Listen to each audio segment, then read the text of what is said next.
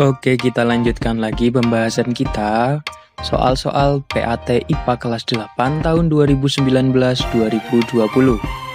Lanjut ke nomor 22. Perhatikan gambar berikut. Bagian telinga yang berfungsi untuk menangkap gelombang suara dan mengubahnya menjadi getaran ditunjukkan oleh nomor. Nah, coba kita bahas bersama-sama. Pada gambar tersebut, yang ditunjuk oleh nomor 1 itu apa sih? Nomor 1 adalah saluran Eustachius yang berfungsi untuk memasukkan udara ke bagian telinga tengah, lalu menyeimbangkan tekanan udara di dalam gendang telinga dengan tekanan udara luar. Kemudian gambar bagian nomor 2 adalah daun telinga yang berfungsi untuk menangkap gelombang bunyi. Gambar nomor 3 itu merupakan gendang telinga yang berfungsi menangkap suara dan mengubahnya menjadi getaran. Sedangkan nomor 4 itu merupakan saluran telinga yang berfungsi menyalurkan gelombang bunyi ke gendang telinga. Jadi jawaban yang tepat adalah yang C, yaitu gendang telinga. Soal berikutnya, soal nomor 23. Perbedaan yang mendasar antara gelombang transversal dan gelombang longitudinal adalah A. Frekuensi dan arah rambatnya, B. Amplitudo dan arah getarnya, C. Arah rambat dan arah getarnya, atau yang D. Amplitudo dan frekuensinya. Oke, kita bahas bersama-sama. Berdasarkan arah getar dan arah rambatnya, gelombang dibedakan menjadi dua, yaitu gelombang transversal dan gelombang longitudinal. Gelombang transversal merupakan gelombang yang arah getarnya itu tegak lurus dengan arah rambat gelombang. Sedangkan gelombang longitudinal adalah gelombang yang arah getarnya berimpit atau sejajar dengan arah rambat gelombang. Atau kalian bisa lihat pada gambar ini.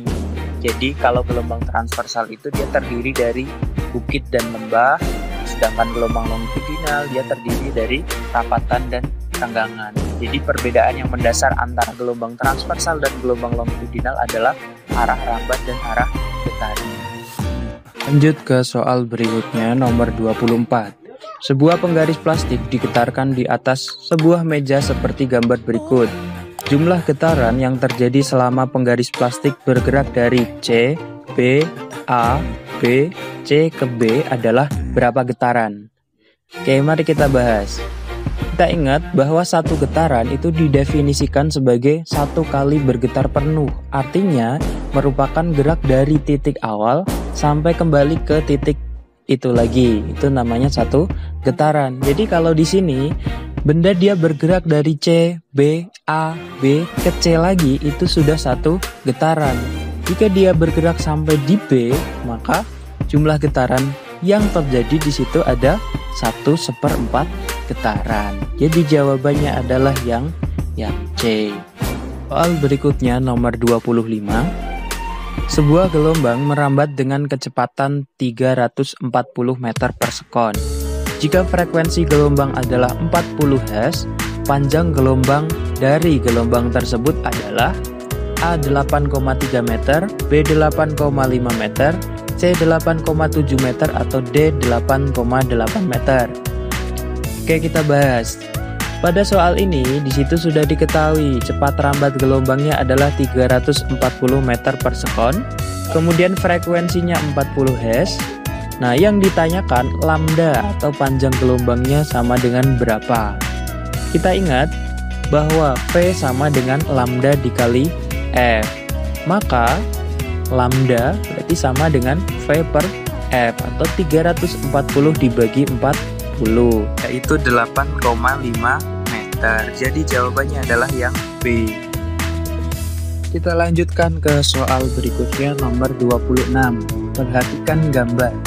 Dua bandul yang dapat mengalami resonansi adalah A 1 dan 3 karena memiliki periode yang sama, B 2 dan 3 karena memiliki frekuensi yang sama, C 2 dan 4 karena memiliki frekuensi yang sama, atau D 3 dan 5 karena memiliki periode yang sama. Oke, kita bahas bersama-sama. Resonansi itu merupakan peristiwa ikut bergetarnya suatu benda saat benda lain digetarkan. Resonansi hanya bisa terjadi jika kedua benda yang beresonansi tersebut mempunyai frekuensi asli yang sama. sama. Nah, pada ayunan bandul, frekuensi dan periode getaran itu dipengaruhi oleh panjang tali dan percepatan gravitasi. Maka, yang memiliki frekuensi sama adalah nomor 2 dan nomor 4 karena memiliki panjang tali yang sama. Jadi, dua bandul yang dapat mengalami resonansi adalah bandul nomor 2 dan 4 karena memiliki frekuensi yang sama. Soal berikutnya nomor 27. Efek pantulan bunyi yang dapat menyebabkan bunyi asli terganggu disebut A. Interferensi, B. Gema, C. Gaung, atau D. Resonansi. Oke, kita bahas bersama-sama. Interferensi itu merupakan perpaduan dua atau lebih gelombang bunyi sehingga menghasilkan pola gelombang baru. Gema itu merupakan bunyi pantul yang terdengar saat sumber suara atau suara asli selesai diucapkan atau diteriakkan. Sedangkan gaung merupakan bunyi pantul yang terdengar bersamaan dengan bunyi asli. Dan resonansi itu merupakan peristiwa ikut bergetarnya suatu benda saat benda lain digetarkan. Jadi, efek pantulan bunyi yang dapat menyebabkan bunyi asli terganggu adalah gaung, karena gaung merupakan bunyi pantul yang terdengar bersamaan dengan bunyi aslinya, sehingga suaranya tidak begitu jelas. Oke, kita lanjutkan ke soal berikutnya, nomor 28. Sebuah kapal sedang mengukur kedalaman laut dengan menggunakan oskilator. Sebuah bunyi dengan frekuensi tertentu dipancarkan melalui air laut dan pantulannya diterima kapal setelah 3 detik. Jika cepat rambat bunyi air laut 1750 meter per sekon, maka dalamnya air laut adalah... Nah, kayak kita bahas bersama-sama. Di sini sudah diketahui bahwa bunyi pantulannya dia diterima oleh kapal setelah 3 detik. Kemudian cepat rambat bunyi pada air laut adalah 1750 meter per sekon. Maka kedalamannya sama dengan berapa? Nah, untuk mengukur kedalaman air laut kita bisa menggunakan persamaan ini.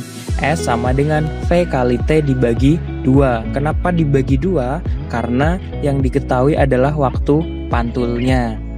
Jadi kedalaman air lautnya adalah 1750 dikali 3 dibagi 2 atau 875 dikali 3 yaitu 2625 meter. Jadi jawabannya adalah yang B.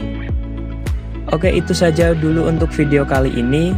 Kita bahas lagi soal-soal berikutnya di video berikutnya. Saya Yusuf Ahmada, terima kasih. Assalamualaikum warahmatullahi wabarakatuh.